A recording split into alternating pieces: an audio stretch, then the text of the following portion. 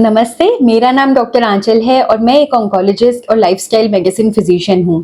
Recently हमने news में देखा, बहुत ही डिस्टर्बिंग न्यूज़ आई जिनके अंदर एमडीएच और एवरेस्ट के मसालों की जब जांच सिंगापुर और हांगकांग की लैब में की गई तो उनके अंदर कुछ कार्सिनोजेंस गए, यानी कैंसर कॉजिंग केमिकल्स पाए गए, जिसकी वजह से बहुत सारे मसालों को इन कंट्रीज के अंदर बैन कर दिया गया है। उसके बाद 500 के ऊपर ऐसे मसाले और ऐसी चीजें हैं जब इनकी लैब टेस्टिंग दूसरे देशों में हुई है, जिनमें बहुत सारे कुछ ऑर्गेनिक स्पाइसेस भी हैं, उसके अंदर भी कैंसर कॉजिंग केमिकल्स पाए गए हैं और उन प्रोडक्ट्स को भी इन कंट्रीज ने बैन कर दिया गया है। उसके बाद नेस्ले का सेरेलैक, जो कि एक बेबी प्रोडक्ट है, तो उसके अंदर एडेड शुगर कंटेंट बहुत ज्यादा था as compare to the Nestle Cerelac which is available in European countries.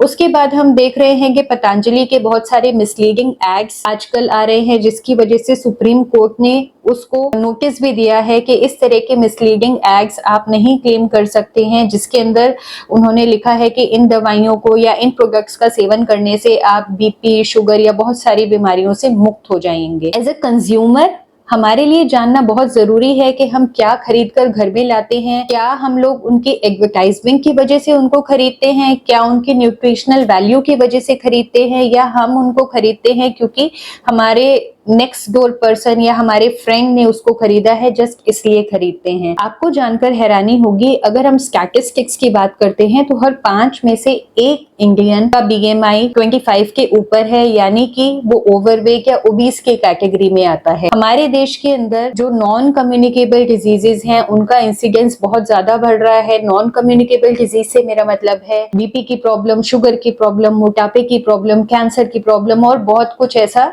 जो कि नॉन कम्युनिकेबल डिजीज की कैटेगरी में आता है। Poor diet is the number 1 cause of non communicable. बहुत सारे ऐसे प्रोडक्ट्स जो हैं मार्केट में अवेलेबल हैं जो कि प्रोसेस्ड या अल्ट्रा प्रोसेस्ड फूड की कैटेगरी में आते हैं, जिनके अंदर high fat, high sugar and high salt content होता है, जिनकी protein content, fibre, minerals, vitamins और फाइटोकेमिकल्स कम होते हैं। उनके अंदर बहुत सारे additives, colours, flavours, emulsifiers, thickeners और बहुत सारे और केमिकल्स का यूज किया जाता है। ये जो प्रोडक्ट्स होते हैं ये बहुत ही ज्यादा हाइपर पैलेटेबल होते हैं, यानी बार बार इनको खाने की इच्छा होती है, एडिक्टिव प्रॉपर्टी होती है, जिससे हम इनको रिक्वायर्ड क्वांटिटी से बहुत ज्यादा इनकी कंजम्पशन करते हैं। यूजली जब भी हम पैकेज फूड खरीदते हैं हम उसके अंदर उसकी डेट ऑफ मैन्युफैक्चरिंग चेक करते हैं, एक्सपायरी चेक करते हैं। मोस्ट ऑफ द टाइम तो हम सिर्फ उसकी प्राइस चेक करने के लिए उसके पैकेट के ऊपर पढ़ते हैं। इसके अलावा वेजिटेरियन है या नॉन वेजिटेरियन है, कुछ लोग उसको चेक करते हैं। आई डोंट थिंक इसके अलावा कोई भी ऐसी चीज हम उसके ऊपर चेक करते हैं। बहुत सारी चीजें उस पैकेट के ऊपर मेंशन होती हैं बट हम उसके ऊपर ध्यान भी नहीं देते। तो आइए आज हम फूड लेबल्स के बारे में जानते हैं और इसको पढ़ना क्यों जरूरी है उसके बारे में जानते हैं। Food safety and standard authority of India की रिकमेंडेशंस के हिसाब से आप फूड प्रोडक्ट्स की लेबलिंग कर सकते हैं। ये बताती हैं कि फूड लेबल को किस तरह से बनाना चाहिए, फ्रंट लेबल के ऊपर क्या होना चाहिए, बैक लेबलिंग के ऊपर क्या होना चाहिए। फ्रंट लेबल जो है वो बहुत ही ज्यादा अट्रैक्टिव होता है, मोस्टली हम लोग उसको देखकर खरीद लेते हैं। मोस्ट ऑफ द पैकेट्स का जो फ्रंट लेबल होता है के ऊपर वो लोग मिसलीडिंग एड्स कर सकते हैं, जिसके ऊपर किसी भी तरह की कोई रेगुलेशन या के लिए कोई भी लॉ की फॉर्मेशन एज सच नहीं है। लेकिन प्रोडक्ट की बैक लेबलिंग के लिए बहुत सारी गाइडलाइंस हैं। आपको सिर्फ मोटी मोटी चीजें मैं आपको बताऊंगी जो कि आपके लिए एज अ कंज्यूमर पढ़ना बहुत जरूरी है, because it is very important for us to check what we are eating, क्योंकि हमारे खाने से ही बहुत सारी बीमारियों की रिस्क है। तो एज अ कंज्यूमर हमको बहुत ज्यादा जानना जरूरी है कि हम क्या कंज्यूम कर रहे हैं। तो आइए जानते हैं, जब भी हम पैकेट कोई खरीदते हैं तो उसके बैक साइड को चेक करना बहुत जरूरी है। Apart from date of manufacturing, date of expiry, use before, whether it is vegetarian और नॉन वेजिटेरियन, इंपोर्ट कहाँ से हुआ है, इन सब के अलावा जब भी हम कोई पैकेट खरीदते हैं तो उसकी बैक साइड के ऊपर उसकी न्यूट्रिशनल वैल्यू के बारे में इंफॉर्मेशन होती है, यानी उस पर्टिकुलर पैकेट के अंदर कितनी सर्विंग्स अवेलेबल है, एक सर्विंग का मतलब कितना है, उसकी पर सर्विंग के अंदर कैलोरीज कितनी है। फिर उसकी इंग्रेडिएंट लिस्ट होती है। इंग्रेडिएंट लिस्ट मतलब ये प्रोडक्ट किन किन चीजों से मिलकर बना है। मोस्टली जो टॉप 3 या 5 इंग्रेडिएंट्स होते हैं उसी से आपके प्रोडक्ट की न्यूट्रिशनल वैल्यू के बारे में पता चल जाता है।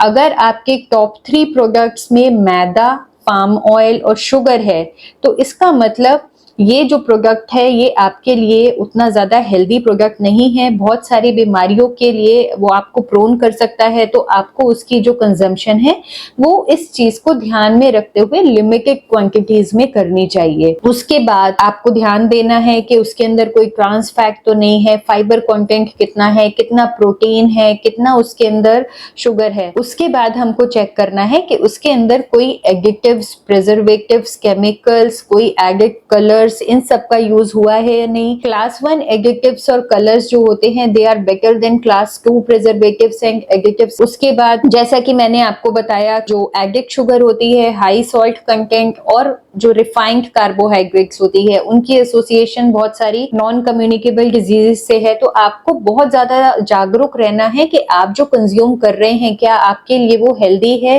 या नहीं। जैसे टोबैको के या तंबाकू के प्रोडक्ट्स के ऊपर उसके वार्निंग लेबल लिखे होते हैं, उसके बाद अगर हम उसकी कंजम्पशन करते हैं तो बेसिकली हम अपना इन्फॉर्म डिसीजन लेते हैं कि ये हमको पता है कि इससे कैंसर हो सकता है और उस चीज को जानते हुए भी हम इसको कंज्यूम कर रहे हैं। सेम वे पैकेज फूड को भी आपको जानते हुए कंज्यूम करना है कि उसकी न्यूट्रिशनल वैल्यू क्या है, क्या आपके लिए वो हेल्दी है या अनहेल्दी। बहुत सारे ऐसे क्लेम्स होते हैं जो कि पैकेट के फ्रंट पर लिखे होते हैं बट उनकी कोई वैल्यू नहीं होती है। जैसे प्योर अगर लिखा है तो प्रोडक्ट के अंदर हो सकता है कि कोई भी प्योर चीज अवेलेबल नहीं हो। ऑर्गेनिक अगर लिखा है तो जरूरी नहीं है कि उसके अंदर ऑर्गेनिक इंग्रेडिएंट्स का यूज किया गया हो। जैसे कि फ्रेश लिखा है तो हो सकता है उसके अंदर कुछ भी चीज फ्रेश नहीं हो। Authentic, fresh, pure, less sweetened, less sugar, real, genuine, authentic. These are some of the things which companies can use in order to advertise their product. But इन सब के होने का मतलब ये नहीं है कि प्रोडक्ट जो है ऑथेंटिक है, फ्रेश है, प्योर है या उसके अंदर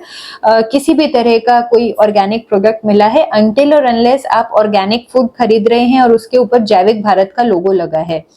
उसके बाद food safety and standard authority of India का लोगो चेक करना उसके ऊपर जरूरी है। Though the FSSAI has set certain standards which we are supposed to follow when we are manufacturing a product, लेकिन बहुत सारी जगहों पर लैक्स एटीट्यूड की वजह से बहुत बार जब हम खाद्य पदार्थों की चेकिंग करते हैं उस समय पर उसके अंदर बहुत सारे ऐसे केमिकल्स पाए जाते हैं जो कि प्रोहिबिटेड हैं और एक लेवल से ज्यादा अगर उनकी कंजम्पशन करते हैं तो बहुत सारी बीमारियों के लिए वो हमको प्रोन कर देते हैं। तो मेरी रिक्वेस्ट है गवर्नमेंट से कि प्लीज जो मैन्युफैक्चरिंग यूनिट है, जो चेकिंग लैब्स हैं और जो रूल एनफोर्समेंट कंपनीज हैं उनके लिए बहुत ही स्ट्रिक्ट गाइडलाइंस होनी चाहिए। जिस भी लेवल पे लैक्सिटी या जिस भी लेवल के अंदर हमको लगता है कि रूल्स ब्रेक हो रहे हैं उनके लिए बहुत ही ज्यादा कड़ी से कड़ी सजा होनी चाहिए।